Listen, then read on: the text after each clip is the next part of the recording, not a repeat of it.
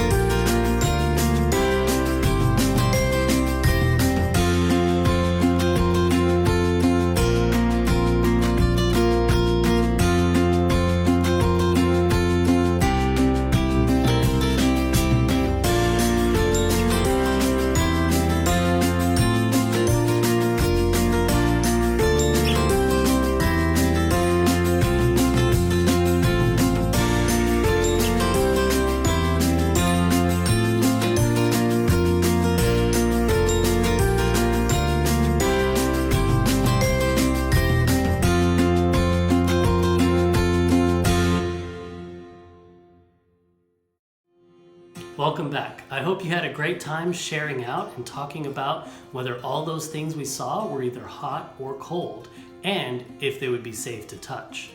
Now, when we talk about temperature, we usually use something called a thermometer to measure temperature. Now, we'll get into how a thermometer works later, but what you need to know is that I don't know if you guys can see this, but there is a red line inside the thermometer here. And if that red line goes down, then whatever the thermometer is touching down here, that means it's colder. And if that red line goes up, that means it's very hot. So way up here, too hot to touch. Way down here, that's freezing cold. So let's have a look at what this red line does if I take and put it in my cup of ice water that I have here.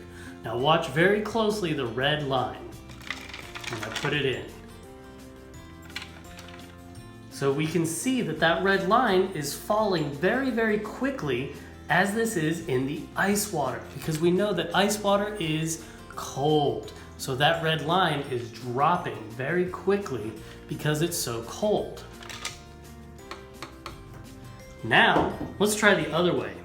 This is a cup of very hot water. You can even see the steam coming off of it. It's so hot.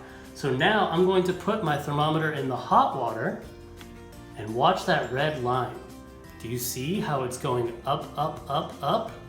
That's because this water is very hot, and the thermometer is telling us its temperature, or how hot or cold it is. Wow, that went all the way up. Excellent. Well, I hope you guys had a great time learning about hot and cold, and I hope that now you can use hot and cold to describe or talk about some of the things around you. I'll see you guys next time.